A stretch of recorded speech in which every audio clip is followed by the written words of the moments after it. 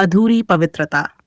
किसी समय की बात है, एक शांत और दिव्य आश्रम हिमालय की गोद में बसा हुआ था। वहां के संतों की तपस्या और ज्ञान दूर दूर तक प्रसिद्ध थी। इस आश्रम का संचालन एक महान योगी स्वामी आदित्यनाथ जी के हाथों में था।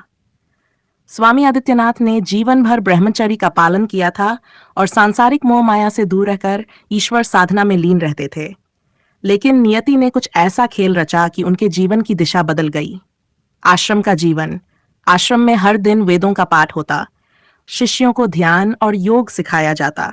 दूर दूर से लोग अपनी समस्याओं का समाधान पाने के लिए स्वामी जी के पास आते।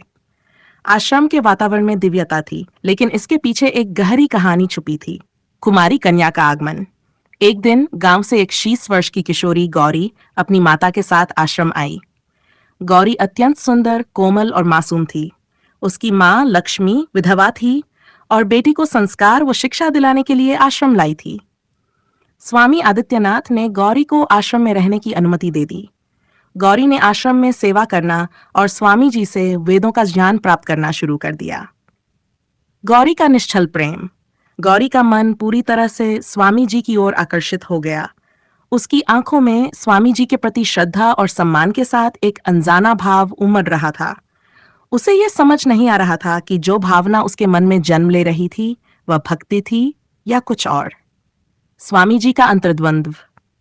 स्वामी आदित्यनाथ ने जीवन कामना और वासनाओं को नियंत्रित किया था, लेकिन जैसे जैसे गौरी बड़ी हो रही थी, उसकी मासूमियत और सुंदरता ने स्वामी जी के मन में अजीब हलचल पैदा कर दी। स्वामी जी इस भावना से डरने लगे। वह जानते थे कि ये मोह उनके वर्षों की तपस्या और संयम को भंग कर सकता है। अपराध की शुरुआत। एक दिन वर्षा की रात थी। आश्रम में सभी शिष्य सो चुके थे। गौरी ने स्वामी जी के कक्ष में प्रवेश किया। उसके मन में जिज्ञासा थी और उसने स्वामी जी से कुछ प्रश्न करने चाहे। स्वामी जी ने उसे बैठाया, लेकिन उस रात स्वामी जी अपनी इच्छाओं पर काबू नहीं रख सके। तपस्या और संयम की दीवार उस रात टूट गई। गौरी ने स्वामी जी का विरोध नहीं किया। सुबह होते ही स्वामी जी की आत्मा ग्लानि और पश्चाताप से भर गई। उन्होंने खुद को आईने में देखा और समझ गए कि उन्होंने धर्म, समाज और अपनी आत्मा के साथ विश्वासघात किया है। गौरी का मन भी विचलित था। वह कुछ समझ नहीं पा रही थी। कुछ महीनों बाद गौरी को यह एहसास हुआ कि वह गर्भवती है। यह खबर सुनकर स्वामी आदित्यनाथ के पैरों तले जमीन खिसक गई। वह सोच भी नहीं सकते थे कि उनकी एक रात की कमजोरी का परिणाम इतना भयंकर होगा। आश्रम में यह खबर फैलने से पहले स्वामी जी ने गौरी और उसकी मां को शहर भेजने का निर्णय लिया। उन्होंने गौरी को एक आश्रय गृह में भेज दिया ताकि समाज की नजरों से उसे बचाया जा सके। गौरी का मन दुख और पीड़ा से भरा हुआ था, लेकिन वह जानती थी कि अब लौटना संभव नहीं। संघर्ष और प्रसव। गौरी ने अकेलेपन और समाज के तिरस्कार को सहते हुए नए स्वामी जी का आत्मदाह। स्वामी आदित्यनाथ इस पाप के बोझ को सहन नहीं कर सके। उन्होंने समाज के सामने अपना अपराध स्वीकार किया और ब्रह्मचर्य भंग करने के दोष में प्रायश्चित करने का निर्णय लिया।